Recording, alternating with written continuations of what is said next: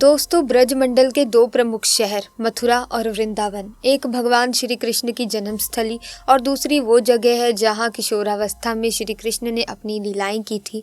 वृंदावन सिर्फ श्री कृष्ण की लीलाओं ही नहीं बल्कि राधा कृष्ण के प्रेम व रास लीलाओं की वजह से भी भक्तों में काफ़ी लोकप्रिय है। पूरे साल मथुरा और वृंदावन में हजारों भक्त श्री कृष्ण व राधा रानी के दर्शन के लिए आते हैं, लेकिन कृष्ण जन्माष्टमी के समय ये संख्या लाखों में पहुंच जाती है। वृंदावन के रहस्यमयी निधिवन के बारे में तो आपने खूब सुना होगा, लेकिन क्या आपको पता है कि वृंदावन में कई और भी मंदिर हैं जहां घटने वाली घटनाओं के पीछे क्या रहस्य है या ये कोई अलौकिक घटनाएं हैं? इसकी व्याख्या दुनिया में कोई भी नहीं कर पाता। ऐसे में दोस्तों, हम आज एक ऐसी घटना के बारे में बात करेंगे जब यमुना नदी में डूबते हुए बच्चे को बचाने चले आए भगवान श्री कृष्ण। जन्माष्टमी के दिन यमुना नदी के किनारे एक ऐसा चमत्कार हुआ कि वृंदावन के लोग उस चमत्कार को देखकर हैरान रह गए, क्योंकि वृंदावन के इतिहास में ऐसा चमत्कार आज तक देखने को नहीं मिला था। इस चमत्कार को देखकर आपके पैरों तले जमीन खिसक जाएगी। इस वीडियो को बिल्कुल अंत तक देखिएगा। वीडियो शुरू करने से पहले एक बार कमेंट बॉक्स में जय श्री बांके बिहारी लाल राधे कृष्ण जरूर लिखें। साथ ही अगर आप हमारे चैनल पर नए हैं तो चैनल को सब्सक्राइब कर दीजिए। तो आइए वीडियो की शुरुआत कर लेते हैं। दोस्तों, अगर मन में सच्ची श्रद्धा हो तो वृंदावन में विराजमान बांके बिहारी जी हर किसी की सहायता करने आते हैं। ऐसा ही एक चमत्कार हुआ था वृंदावन के रहने वाले अनुराग जी के साथ। अनुराग जी बांके बिहारी जी के बहुत बड़े भक्त थे। वो हर रोज़ सुबह उठते ही तैयार होकर सबसे पहले बिहारी जी के मंदिर जाते, उसके बाद ही अन्न का दाना ग्रहण करते।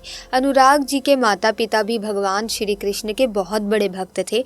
ऐसे में उन्होंने अपने बेटे का नाम अनुराग रखा था। अनुराग जी का परिवार मथुरा में रहता है, जिसमें उनके माता पिता, उनकी पत्नी और एक 5 साल की बेटी भी रहती है। अनुराग जी की मथुरा में एक फल की दुकान है, जिससे उनका और उनके परिवार का खर्च बहुत ही अच्छे से चल जाता है। अनुराग जी हर पर्व में अपनी पत्नी के साथ यमुना स्नान करने वृंदावन जरूर जाते थे। पहले तो यमुना में स्नान करते, फिर बिहारी जी के दर्शन कर वापस घर लौटते। हर बार की तरह अनुराग जी अपनी पत्नी के साथ वृंदावन के लिए निकल रहे थे। तभी उनकी 5 साल की बेटी भी जिद करने लगी कि मुझे भी चलना है, लेकिन उसको बहुत समझाने के बाद भी वो नहीं मानी। तो अनुराग जी ने पत्नी से कहा, चलो ले चलते हैं, लेकिन इसका ध्यान रखना होगा। फिर वो तीनों वृंदावन की यमुना नदी के किनारे पहुंच गए। अनुराग हर बार निधिवन के बगल में आरती घाट पर स्नान करता था, जहां पर यमुना जी की आरती हुआ करती थी। अनुराग जी ने पत्नी से कहा, तुम जाकर पहले स्नान कर लो, तब तक मैं बच्ची का ध्यान रखूंगा। उसकी पत्नी स्नान करके आती है। फिर अनुराग बोलता है, तुम इसका ध्यान रखो, अब मैं जा रहा हूँ। फिर अनुराग यमुना स्नान के लिए चला गया। उसके बाद उसकी पत्नी वहीं पर धूप बत्ती और दीपक जलाकर यमुना जी की पूजा करने लगी। इतने में उसकी 5 साल की बेटी खेलते हुए यमुना नदी की तरफ चली गई। उस वक्त अनुराग स्नान कर रहा था और उसकी पत्नी पूजा कर रही थी, इसीलिए दोनों का ध्यान उस बच्ची पर गया ही नहीं। वो बच्ची धीरे धीरे उस नदी में डूबने लगी। तभी उसकी पत्नी को रोने की आवाज आती है। जब वो पीछे मुड़कर देखती है तो वहाँ उसकी बच्ची नहीं होती है। जब वो यमुना की तरफ देखती है तो घबरा जाती है, क्योंकि उसकी बच्ची काफी आगे की तरफ डूब रही थी। अनुराग को भी तैरना नहीं आता था। तभी अनुराग और उसकी पत्नी भगवान श्री कृष्ण का नाम लेकर मदद के लिए चिल्लाने लगते हैं। फिर वहाँ पर एक ऐसा चमत्कार हुआ जिसे देखकर सभी के होश उड़ गए।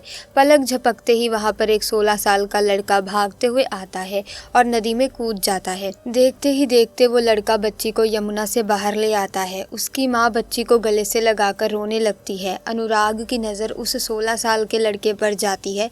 तभी वो लड़का यमुना नदी के अंदर डुबकी लगाता है। अनुराग काफ़ी देर तक खड़े होकर उस लड़के का इंतज़ार करता है, लेकिन वो लड़का यमुना से बाहर आता ही नहीं। अब अनुराग समझ चुका था कि ये लड़का कोई साधारण लड़का नहीं था। वो स्वयं साक्षात बांके बिहारी जी थे, जो मेरी बेटी को बचाने के लिए आए हुए थे। उसके बाद वो खुशी मन से बांके बिहारी के मंदिर जाते हैं और बांके बिहारी जी का धन्यवाद करते हैं। धीरे धीरे चमत्कारी घटना पूरे वृंदावन में फैल जाती है। दोस्तों, आप इस घटना के बारे में क्या कहना चाहते हैं कमेंट्स में ज़रूर बताना। इसी के साथ दोस्तों, एक अन्य घटना भी मैं आपको बताने वाली हूँ, जो कि बहुत ही दिलचस्प और चमत्कारिक है। दोस्तों, ये घटना घटित हुई प्रभास नाम के व्यक्ति के साथ। प्रभास प्राइवेट कंपनी में नौकरी करता है। प्रभास एक बड़े ही लंबे लंबे समय से श्री कृष्ण का भक्त है और उनकी पूजा अर्चना करता आ रहा है। एक दिन प्रभास ने अपने ऑफिस के कुछ मित्रों के साथ श्री कृष्ण के धाम वृंदावन जाने का निर्णय लिया। प्रभास के सभी मित्र भी इस बात से सहमत हो गए। वो कुल 14 लोग थे। प्रभास ने सभी के लिए एक छोटी बस मंगा ली थी जिसमें 14 लोग बड़े ही आराम से बैठ सकते थे। प्रभास 2 दिन बाद अपने मित्रों के साथ रात को लगभग 10 बजे वृंदावन के लिए रवाना हो गया। उन सभी का सफर 5 से 6 घंटों का होने वाला था। वो सभी बड़े ही भक्ति भाव से बांके बिहारी की जय जयकार व भजन गाते हुए आगे बढ़ रहे थे। देखते ही देखते उन सभी ने अपना आधा सफर पूर्ण कर लिया था। उसके बाद भी सभी का भक्ति भाव बांके बिहारी के लिए कम नहीं हो रहा था। उस समय प्रभास की बस एक सुनसान रास्ते से गुजर रही थी।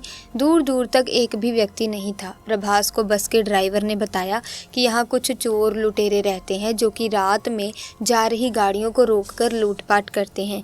सभी ये सुनकर काफी भयभीत हो गए। सभी ने बस के खिड़की दरवाजे बंद कर लिए। बस वृंदावन के कुछ किलोमीटर पहले यमुना नदी के पास पहुंची थी।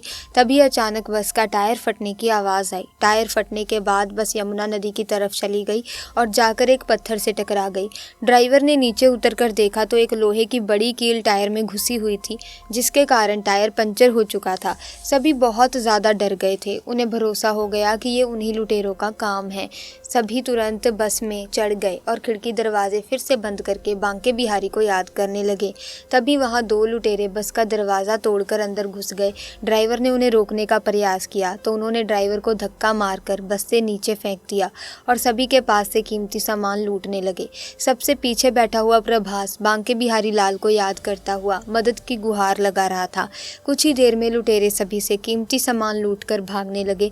तभी वहाँ एक अनजान व्यक्ति भागता हुआ आया और उन लुटेरों को रोककर सामान लौटाने को कहने लगा।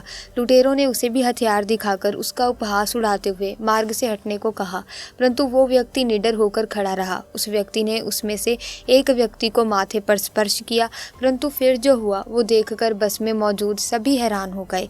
लुटेरा व्यक्ति के स्पर्श मात्र से ही जमीन पर गिर गया और उसके हाथ पैर अकड़ गए।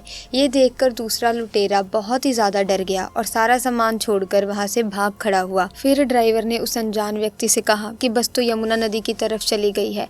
इस पर अनजान व्यक्ति ने उत्तर दिया कि आप यहीं इंतजार करें, मैं किसी को सहायता के लिए लेकर आता हूँ। सब सोचने लगे कि सुनसान रास्ते के बीच ये व्यक्ति को कैसे बुलाकर लाएगा। सभी बस के अंदर बैठे उस व्यक्ति का इंतजार करने लगे और किसी को पता नहीं चला कि कैसे सभी की आंखें लग गईं। कुछ 30 मिनट के बाद प्रभास की आंख खुली। उसने उस बस से नीचे उतरकर उस व्यक्ति को ढूंढने का प्रयास किया, परंतु उसे वहां कोई नजर नहीं आया। तभी उसकी नजर बस पर पड़ी जो बिल्कुल रोड पर खड़ी हुई थी और उसका पंचर भी ठीक हो चुका था।